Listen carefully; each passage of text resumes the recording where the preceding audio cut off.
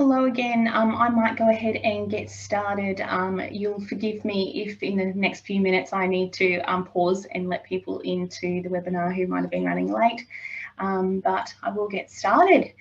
Good afternoon, everyone, and welcome to today's webinar. We're going to take a deep dive into using Wushka with the newly released Australian Curriculum version 9.0, which will come into effect in 2023. My name is Tennille Langton. I work in digital learning and development at Modern Teaching Aids. I work with schools all across Australia and New Zealand as they implement the digital learning platforms that MTA offer in the education market, including Wushka. I'm also a registered teacher in Queensland, although it has been some years since you will have seen me in a classroom, so forgive me for that. Thanks for joining us today. I just want to preface this session by saying that even though I will be giving you lots of ideas, the best people to know how to use any resource in your school and in your classroom and with your students is you. What I'm presenting today is based on my understanding of the curriculum changes and content, but unlike you, I won't be teaching this curriculum in 2023. I don't know whether to be happy or sad about that. So my job is really the easy one here, linking ideas and presenting to you the ways that we can imagine Wushka being used to serve you some inspiration or some starting points to make the most of Wushka. Now, some of you may not be using Wushka as yet. Maybe you are a trial school or you're just interested in Wushka. Some of you may be people who have been using Wushka for some time. So I welcome you all, regardless of what your Wushka status might be, and we'll jump in. As I mentioned, Rosemary will be over in the chat. So if you've got comments, questions, etc., please feel free to type them in there and she'll be able to answer those. And also at the end, we'll be invited to open the floor for discussion or to chat there if you have any comments about the webinar at the end. I also always like to communicate right from the get-go that it's my belief that Wushka is not a replacement for physical text and that we advocate for having a balance of digital and physical resources in any school and classroom. So I always like to let people know that that's something I believe really deeply in. So right before I jump into linking Wushka with the curriculum, I just want to step back slightly and take a brief look at the historical journey of the Australian curriculum and all its iterations.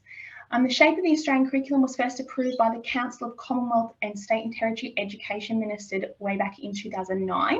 And the rationale for introducing an Australian curriculum was centred on improving the quality, equity and transparency of Australia's education system. Now, there was recognition that change was needed due to several key factors, and these were that global integration and international mobility had increased quite rapidly.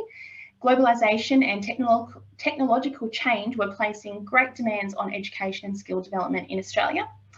There were complex environmental, social and economic pressures such as climate change coming to the fore and changing the landscape of the future at an increasing pace. And finally, there have been rapid and continuing advances in information and communication technology. I'm just going to take a breath for a moment while I let a couple more people into the waiting room. I hope you don't mind. Sorry, I don't want anyone to miss out if they are waiting. So the establishment of ACARA was the outcome of many years of national collaboration in education. 32 years ago, the Ministerial Council on Education, Employment, Training and Youth Affairs produced a collaborative statement on goals for schooling. This was the Hobart Declaration of 1989, back when I was in primary school.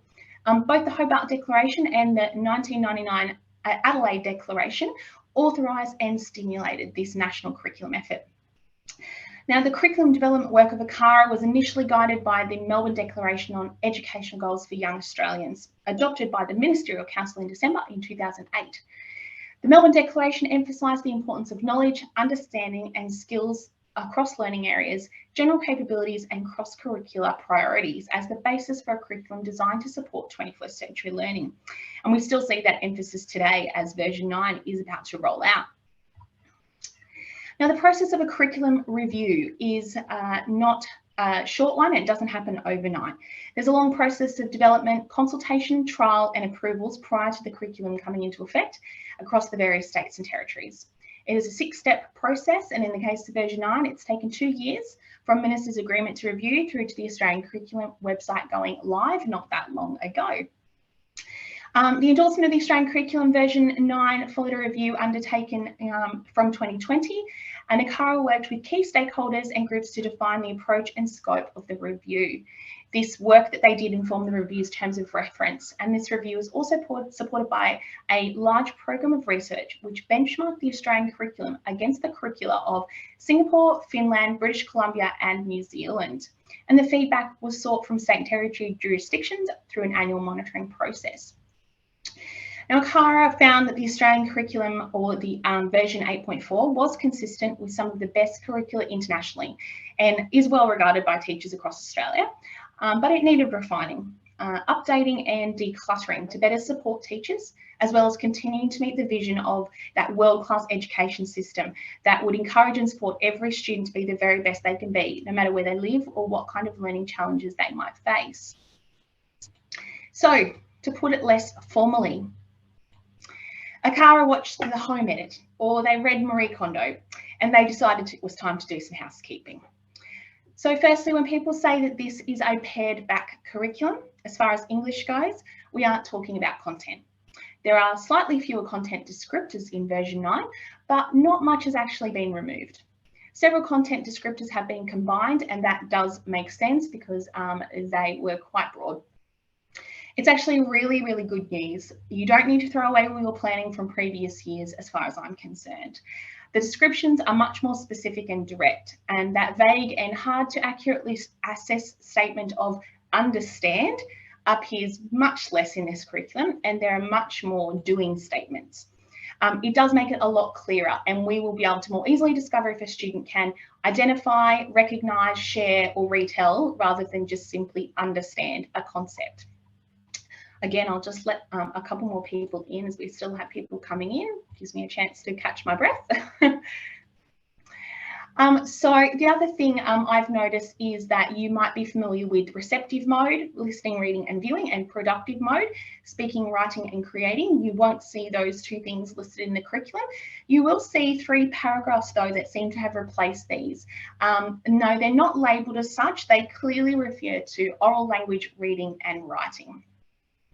Now, another noteworthy change is that multi-cueing or 3-cueing has been dropped. And if you haven't heard of multi-cueing, that would be the way that learners have previously been encouraged to identify words by looking at pictures, context, using first letters, and essentially having a bit of a guess. Whereas the direction that we're being clearly pointed in is that students need to become strong readers who use all the letters to identify a word or letter sounds. They need to be able to notice patterns and groupings and sound out anything that isn't an auto or a brain word.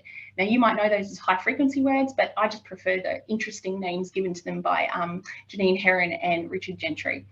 And then students are able to use language skills and understand context. More people entering the waiting room. Sorry guys for the in and out. Just bear with me, sorry. So that's not to say that comprehension and context and these sight word recognition isn't important. Of course, it's still important. But if you look at something like Scarborough's reading rope, comprehension and print concepts and word recognition do all come together to make for a skilled reader. But in the early stages, these skills are best taught as individual skill sets. And you can see that very clear focus on individual phonics skills coming through in this new curriculum. There seems to be a steer away from students learning a long laundry list of these sight words, but they have not disappeared, but they are mentioned in the way of being the most common words used in written English text. There is an improvement that a lot of teachers were likely hoping to see that has not come to light in this version, and that is more definition around which phonemic awareness, phonics and morphology concepts should be taught and when. There's still a danger that without that specific and prescriptive part of the curriculum that tells us exactly when students are expected to learn each piece of phonics and phonemic knowledge, there will always be gaps. Students will change schools and they will miss out on key skills that have already been taught at their new school but maybe hadn't yet been taught at their old school, and so on. So the best teachers can do is select a scope and sequence that their school is comfortable with and commit to it. Follow it methodically and systematically. If you'd like a little bit more information on what that might look like, you could go back and find the recordings for our Part 3 bite-sized webinar series on confidently teaching phonics.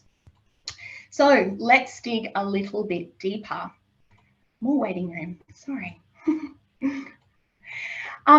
Here in this side-by-side comparison of the achievement standards for English in the foundation year. On the left is version 9 and on the right is version 8.4. Now I've highlighted all the active doing descriptors that teachers will look for as evidence of achievement, and they're highlighted in green. And you can clearly see how much more explicit version 9 is in regard to what students will actually do without the unnecessary and repetitive content. On the right, I've highlighted in red all the descriptors or phrases that have been removed or combined into a clearer explanation in version 9. I think this was the easiest way to give a direct comparison of the types of change that we can see in the curriculum. Now, there has been quite a lot of noise around the much heavier focus on phonics and the clear directive for students to utilise decodable texts. Now, this is a reflection of the growing understanding and awareness of how we learn to read and the powerful research that is most commonly known as the science of reading. There's also a lot of discussion around the removal of the word predictable text, and the debate will no doubt continue to rage between those that would throw away all levelled or predictable texts altogether and those that are clearly in camp decodable. But something that can't be ignored is that access to a lot of different text types and books is important for beginner readers. Actually, it's important for all readers. Text for learning and text for enjoyment, and those that can be used for both. And students need to be exposed to a range of natural language, to be read lots of different styles of text by adults, and they should be able to view and explore different texts freely. And this doesn't imply that they should be able to read them independently or be pushed to read them before they are capable. The curriculum doesn't remove the possibility of using texts of all types, but it directs that students will read decodable and authentic texts. And in the context we're talking about, authentic text is defined as real, living, or natural language text which may entertain, inform, and/or persuade. This can be any text, including signs, labels, leaflets, tweets, texts, menus, newspaper articles, and stories, information reports, poetry, diary entries, or the like. And unsurprisingly, many of these are also found in levelled books. The little square on the front with the level doesn't change the nature of a good story. So unless you're prepared to remove all traces of non-decodable reading materials from students, although I do suggest we don't expose them to too many of Donald Trump's tweets, while they're in the beginning phase, I think it's safe to say that texts of all sorts, including what you already have access to, and what you may already know as levelled readers, can be used as authentic texts in the right context, situation, and with correct purpose. So I don't think we need to throw the baby out with the bathwater, or should I say, the library out with the new curriculum. Now I'm going to move on to how Wushka can help you meet the curriculum in 2023. In some of these slides, I'm going to be very specific about the descriptors. On others, I'll be referring to the overall achievement standards. So across the level, the descriptions are things like students will access texts for enjoyment. They will engage in a variety of texts, both written and multimodal. Students will engage in shared reading, viewing, and storytelling. And across the year level, there is a requirement to access both decodable and authentic texts. So I'd like to remind you that Wushka contains over 1,000 books, everything from careers, books about emotions, historical accounts, magazines, factual science information, even humour. But when it does come to making sure you're aligning with decodables, we have a clear scope and sequence you can follow confidently. You can use supporting resources like our lesson plans and our printable activities to consistently embed new learning. As you may be aware, Wushka works very well on interactive boards in the classroom as well for shared reading, and the narration tool allows students to engage with text above their reading level, or simply to enjoy the story or to scaffold their letter and word recognition. Now, there's also descriptions across, at a minimum, the first 3 year levels for accessing text for shared viewing, for reading and storytelling. And Wushka isn't just for individual students. As I mentioned, it can be used on an interactive board. And if you've got a board with annotation tools, then what you've got is 1,000+ big books that you and your students can scribble all over. You can underline capital letters, you can draw big red circles around parts of speech, and I promise you, you won't damage any of our books like that. Besides that, you've got the most giant big books you've ever seen, and the students won't need to be kneeling up and climbing all over each other to see the pages. It'll be up on the screen, and it's giant story time all the time using Wushka. And here's a little clip of me demonstrating what story time might look like. Girls and boys, today we're going to read. I'm just giving myself a chance to take a breather. Before I start reading, let's have a look at the front cover and see if we can find any clues as to what this book might be about. Yes, it's an animal, that's right. What kind of animal do we think this is?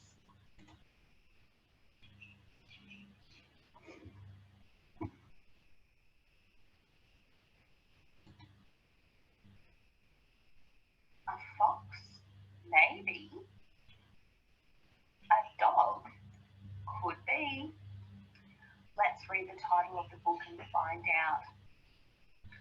Wild Bear. The book is called Wild Bear by Mary Beth Sampson and Michael Sampson. I'd be interested for anyone who wants to comment about whether you do use Wushka in its capacity in the classroom on your interactive board if you are already using Wushka, and whether this is a way that you utilise it. Look at that big yawn on Wild Bear. Wild Bear eats. Do you eat first thing in the morning when you wake up? Wild Bear swims.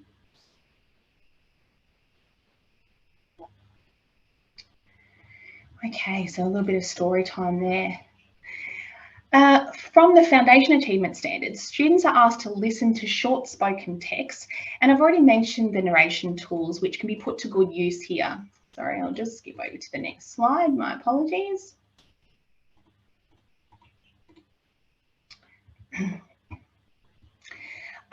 Which I was just talking about the narration tool, which can be used for good use. I also wanted to touch on listening for specific purposes, and it's a great way to utilise the narration feature, especially when students have to answer the comprehension quizzes at the end of the books.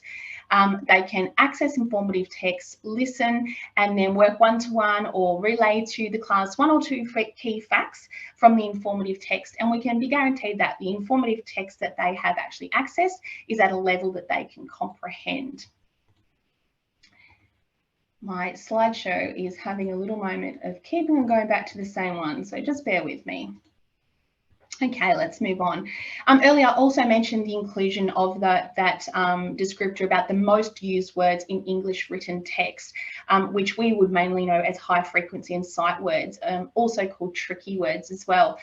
Within Wushka, we do provide a list of high frequency words as they appear in the books. And so if that's something you would like to work on, we've got that list, and you can select just the right text to match the high frequency words that you want your students to practice or to be exposed to. I'm just showing here how you download those from the helpful resources. Now, the simplest standard and descriptors of all to meet with Wushka is obviously to view, read, and comprehend text. So this is our decodable library, and teachers can give access to books in various phases, from just individual books to individual phase and levels, multiple phases, or the whole library in one view for students. The comprehension quizzes allow for monitoring of understanding, and this is really useful at home as well, as it assists parents in being our eyes and our ears when students are not in the classroom, and ensures that reading completed at home is as effective as it is in the classroom. It also exposes students to completing a variety of comprehension question types, as well as multiple choice questions, and could assist them in preparing for NAPLAN. Now, Wushka is going to give you a full view of what comprehension looks like for each and every student. The comprehension quiz results and data ensure that knowing if your students are comprehending won't be something that you don't find out until you assess them. At a glance, every day, you'll be able to see their comprehension results and know if it's time to provide more support or whether it's time to challenge them further. So continuing on to look at some content descriptors that relate directly to comprehension again, to further support students and teachers, many of our books have printable comprehension assessments. Now, the quiz questions and these assessment questions focus on various comprehension strategies that can be used to assist students in learning to use tools like visualising, predicting, inferring, connecting, summarising and questioning to understand and discuss texts that are listened to, viewed or read independently. Now moving on to exploring text structure and organisation. In this curriculum, students are asked to learn about the way that standard English texts are written, placement of words and images, titles and where to start reading. For digital literacy capabilities, we can increase them by showing the comparison between Wushka books and physical books, even in a digital context. Books have the same text structures and organisational features.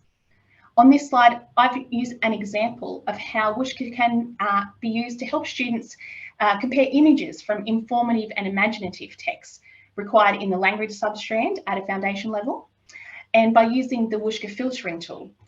We can easily locate books with the same themes or topics to use in guided instruction and to allocate to students in reading groups where they can do their comparison individually or in group activities. In more detail, this slide expands on the previous, but also notes that on students' one-to-one devices, they could be using an annotation tool to show what they know, or they could be doing the same with a printable reader off screen to identify parts of a book, print conventions, or show similarities and differences between text features. Wushka on the interactive board again can be used here with digital tools. You could remove the text from the pages and work as a class to discuss images, asking students what they think is happening here. What do they think the character is feeling? How can they predict what's going to happen? And then uncover the text for them. And this is a great way to work towards meeting the content on expressing and developing ideas, where students are able to recognise the way that words and images work together. So one of the key achievement standards across the year levels is creating text. And you might be wondering, well, how can the library of books assist with students' writing? And this is where the printable and the wordless readers really come into their own. The wordless readers can be used for students to find inspiration for storytelling and bring their own words to images. You could use them to focus on key aspects of writing. For example, where we have pictures of characters in dialogue, students could be asked to write the dialogue they imagine happening between the characters, as they're required to do in the Year 2 substrand of examining literature. The printable readers are an ideal text to use as a model for older year levels when constructing their own texts. From the earlier simple narrative to persuasive texts, journals, reports, there's a printable reader that students can access, and they can make notes about the key features, identify vocabulary specific to the text type, or they could serve as the basis for an extension activity. Here I've got the book My Family. If the students were to read My Family, this could lead to a writing task where they write about their own family or focus on a specific person in their family or a tradition in their family. The ability for teachers to access books of the same theme across various reading skill levels ensures the text that you're giving to students to model their own work on is actually accessible to them and increases their chance of success. And it can be done in just a few clicks. Another great use for the wordless readers is to meet the substrand on language for expressing and developing ideas, where students are able to recognise that text can be interpreted differently when you only see the words or only see the images. The wordless readers can be given to students to create their own version of the story. Then they could pair up or work in groups and tell each other's versions of the story. So on this slide, I've identified ways Wushka can be used for vocabulary retelling and adaptation. Students are working towards identifying words from both their play and from their learning. And you can assist with this by assigning readers on topics of their interest or related to topics that you've been teaching in the classroom. And the students will get that further exposure to a range of words and language, including those related to non-fiction or specialist topics. And you could find things like that in our science decodable readers. Students will need to be able to retell and also develop their sequencing skills, and the curriculum allows for this to be done using digital tools. You could take a wordless reader and use the illustrations as a cutout activity for students to use in a retell, or you might take screenshots of the book pages in Wushka and get students to manipulate those into the correct order on screen. Many of our books also come with a printable sequence strip activity ready to be used in either class or for homework for consolidation. This next example is related to text in context from the literacy strand, where students are asked to use book covers to group imaginative and informative texts.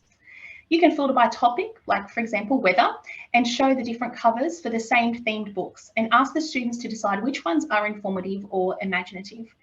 They also asked to group text according to topic, and you could print the front pages of several books and have the students group these.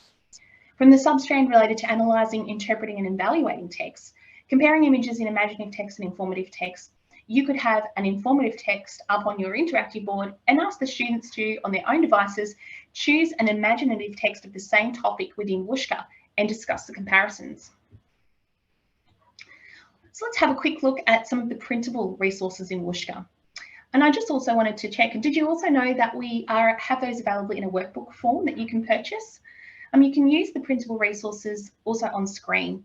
Students with a one-to-one device, if they have a markup tool, you can have them show their editing skills, similar to what I described earlier that you could do on an interactive board, where you might have them, for example, identifying capital letters at the beginning of sentences or underlying familiar or maybe unfamiliar words or sounds.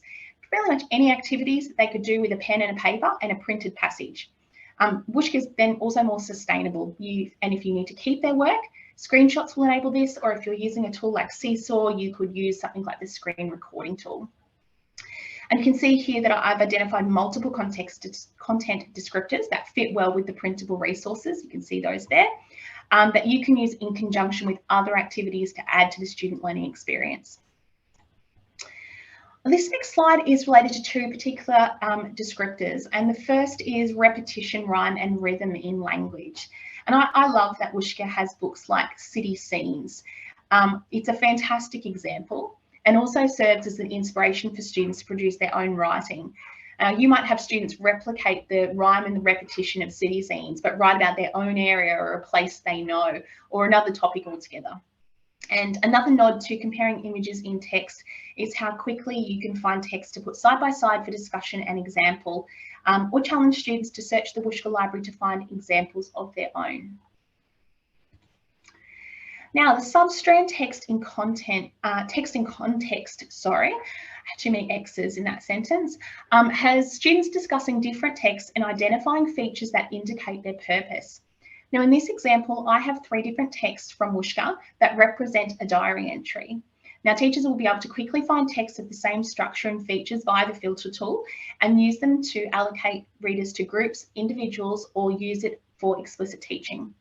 Even more importantly is that when teaching students about features of specific text types, Wushka allows the teacher to find examples at varying reading skill levels so that the examples are one that each student will be able to connect with and understand. Would you believe I still have people coming into the waiting room? This next slide is, let's move up slightly in the year levels now. And although, because I have primarily focused on the descriptors and standards from the lower grades so far, but it is due to the fact that I found that the content descriptors do have so many similarities right across the grades, but obviously with increased complexity of skills required. So any descriptor I've outlined earlier, which also has a similar or like descriptor for upper year levels, can be used in almost the same way, but obviously with much more complex text type. Here I'm showing how activities from the discussion cards for the upper level readers can be used as the foundation for students to create and deliver oral and multimodal presentations. I also want to make a point now also with the discussion cards is that obviously each discussion card is aimed at the book that it's attached to, but there's nothing to say that you can't take these discussion cards and create your own for books that you might be using that are not inside Wushka and use these as inspiration. So you can see here, the book is called Hands Up Woof, and the team up activity from the discussion cards is to create and perform a play of the book. And many of the team up activities involve presenting in various ways. They could also be adjusted to be an individual presentation activity as well. So it really ticks that box about oral presentation. Earlier, I actually showed how Wushka could be used to support writing, and this is also the case as we move up in the grades, again, utilising the discussion cards. In this example, I've chosen the book Walter's Worries. Now, you could provide a copy of this book to every single student in the class via Wushka and have the students complete various parts of the writing task from the discussion cards. Now, this would work really well if you've got your students grouped. One group could write about the other job that Walter could try, Another group could be writing about the problems that Walter may encounter in his job. And another, maybe it's your more advanced students, could be writing a new chapter of the book. Or you could allocate the tasks and have students choose one that they want to complete themselves. Now, this slide doesn't look too exciting, lots of numbers and letters here, but I did want to point out to you how many content descriptors focus on the building of phonics skills and word knowledge. Far too many to deal with one by one with individual examples. But to become competent in all of these descriptors, students will need consistent and persistent access to decodable readers. Now, the simplest way to ensure that all students get enough practice across every piece of phonemic and phonic knowledge that they require is to follow that clear scope and sequence. Ensure that there is enough books for practice that match that scope and sequence. And as I outlined in my opening assessment of the curriculum, we haven't been told in what order and when phonemic and phonic skills should be taught. So Wushka can provide you with that clear scope and sequence for decodables. We'll also provide you with enough readers in that scope and sequence that students are not limited or bored, and also provide the opportunity for consistent practice of their new skills in the classroom and at home without the need for you to go and change out their books daily. It also gives students to a broader range of texts as their skills increase. Now, another point that may challenge some people here is that you may be moving from a primarily leveled reader-based approach to teaching reading to a decodable approach. And we have the correlation of our decodables to our leveled readers.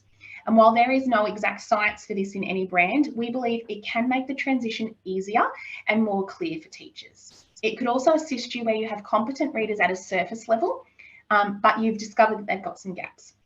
Now, this part of the webinar is the only one in which I will lean into a little bit of recent personal experience, and that my daughter is in year 4, almost in year 5.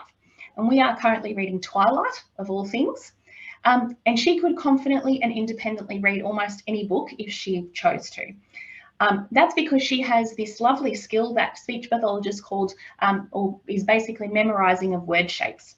If I asked her to read the sentence, "The exquisite butterfly landed on the small green flower," she would do so with an incredible pizzazz. But I can tell you unequivocally she would not be able to write it, because she has some clear gaps in her phonological knowledge from being out of the classroom in prep and year 1. So how do you provide phonics intervention to a student who isn't an early level reader in some ways, but is in others? You could either A, match their reading level abilities with a decodable sequence and provide accessible intervention, or B, you could utilise high-low readers suitable for their age group and in order to actually provide that same intervention. Fortunately, Wushka makes both possible. I'm going to speak a little bit more about intervention shortly. Access to the readers is completely structured and monitored by the teacher. So if you decide that your student is ready to tackle more complex texts, and so you allocate more complex texts, and their reading time moves from 1.6 minutes to 7.7 minutes with that small jump. You will be able to adjust your expectations and their options accordingly.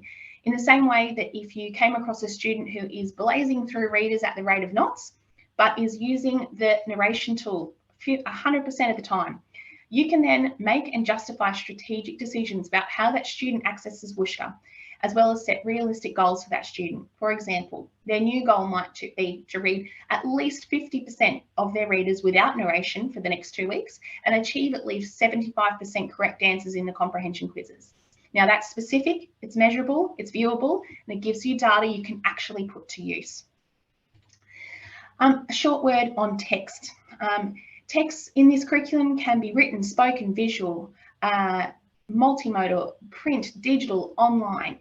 It can combine language with other means of communication, such as images, soundtracks, and spoken words. It can be augmentative or an alternative communication, even Braille, for example.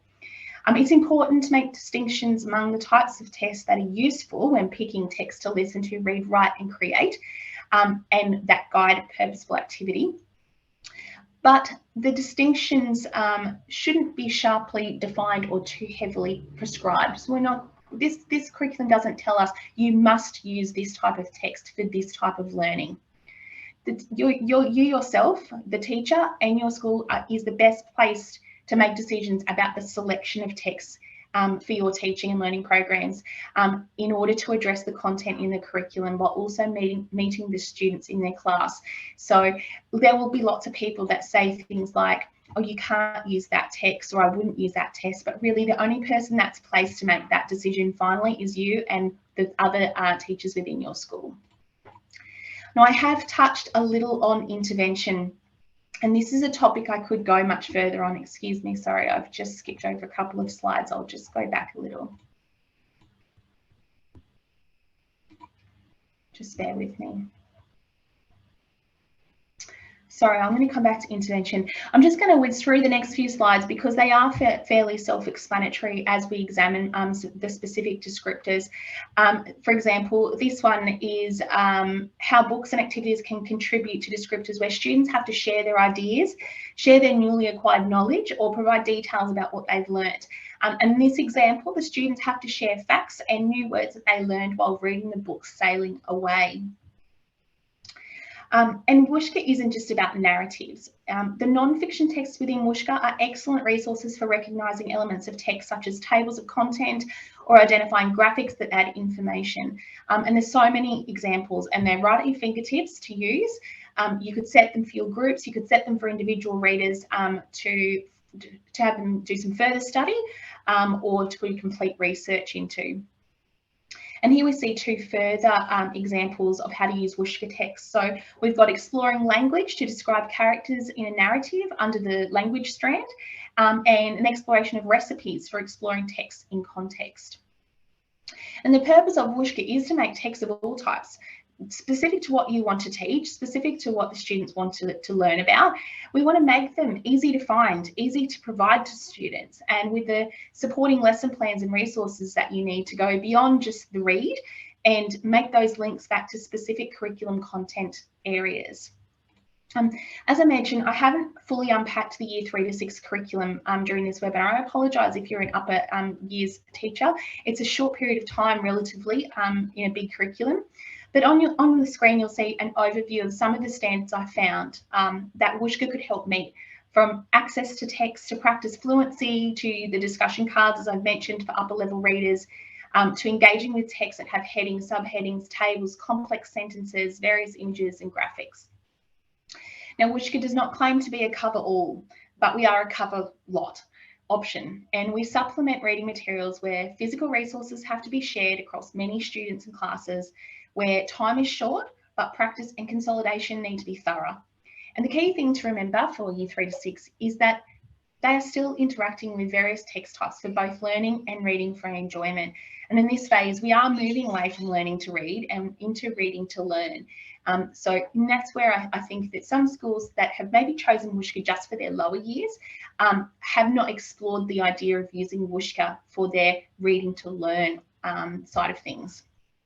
What's key about the use of Wushka in this space is that students can access such a variety of texts about the topics of interest and topics that relate to the curriculum, and these can be used to complement their learning from other resources. So they might also be using reference books, websites, they'll be using the information that you've obviously presented in class. If your whole class was looking to do a topic on Asian countries, for example, the likelihood of the library having 25 or 30 copies of the exact book that you think will be the most useful to your students is just highly unlikely. You may want students to be working on group presentations or researching, and using Wushka can assist with ensuring every class member has access to a specific text. And you can see here, if you are familiar with Wushka and the idea of setting up reading groups, that here, instead of setting up reading groups, I've actually created project groups. So I can allocate a specific reader to several students at once who might be working together on various activities related to a text. I'm going to use, if I look at the book China, A Changing Nation as an example, this book contains historical information, a fact file, a timeline, diagrams, maps, illustrations. So along with access to the book, the activities for this reader also, I'm just going to jump through to there, won't be a second. I apologise. Oh, I've lost the slide, but that's okay. I'll keep talking.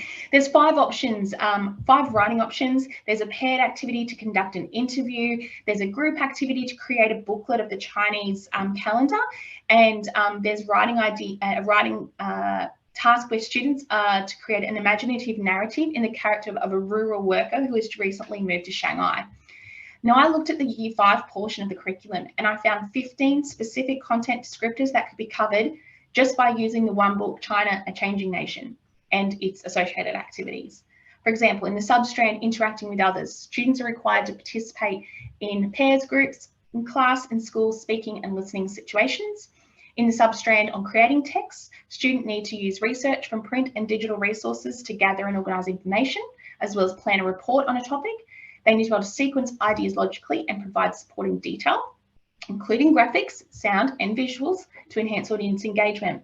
So while the activities on the discussion cards for these books at upper levels are great just as they are, you could use them as a foundation for expansion. So where students are asked to create, for example, a calendar booklet, you might expand on this as a base idea and give them the option to create a variation on that booklet. For example, a digital presentation or an actual calendar using their own artworks or a video. And the key here is that Wushka makes access to these additional texts simple, quick, and each student can access the text when they need it at home or school. Now, I can't go past the Year 3 to 6 age group without also coming back around to that intervention, as I mentioned. And I just want to mention that in every school, you will have students who require more support with reading, even into the upper primary and early high school levels. And this is something that Wushka does very well to help with. It ensures that students can access the books they require without you having to have a whole other set of books in the classroom that may be only needed for 1 or 2 students. The nature of a digital library ensures that the students can access their texts when they need and with discretion. Accessing a book online ensures the student can read at any level or phase without other students being aware that the text isn't at a higher level. And it also means the student can access the reader from home for that practice, and if they prefer to read there, without having to actually physically come and collect a book, carry a book, unpack a book, a lower level reader in front of their peers or even in front of their siblings. It also allows ESL students to access readers suitable to their needs in the same way. And the high-low series in the Decodable Library is actually really ideal for older students who require some assistance with filling those gaps. These readers are designed with age-appropriate stories, diverse, modern and inclusive characters and topics. So if you haven't seen those, I would suggest having a look at those. So you can see here a version of the high-low decodable readers, and you can see the difference in the illustrations. You can see the difference in the ideas and the themes here in the decodables. Now, as I come to the end of our deep dive today, hopefully we're going to get a little early mark here. I hope that we've been able to give you some ideas on how Wushka could fit into the refined elements of the Australian curriculum, but also how it can help you meet your individual learning goals for the students in 2023. I've got a lovely testimonial here from Brooke, Head of Teaching and Learning for Brooke State School, that you can read along with. If you're new to Wushka or you are considering Wushka for your school, I want to share with you the testimonial. And I want to let you know that we currently have over 160,000 students using Wushka, and if your school hasn't already joined us, I invite you to contact us or scan the QR code here on the slide and come in for a 30-day free trial. If you're a school that's only using Wushka for your younger year levels, I would suggest you come to us and request a free trial for your upper year levels and see how they enjoy it. So I do want to thank you so much for your attendance today. We appreciate your time, and if you've got any questions or comments, feel free to unmute yourself and discuss, or head over to the chat and I'll stick over there for the next 10 minutes or more if anyone wants to continue the conversation. So thank you and have a really great afternoon.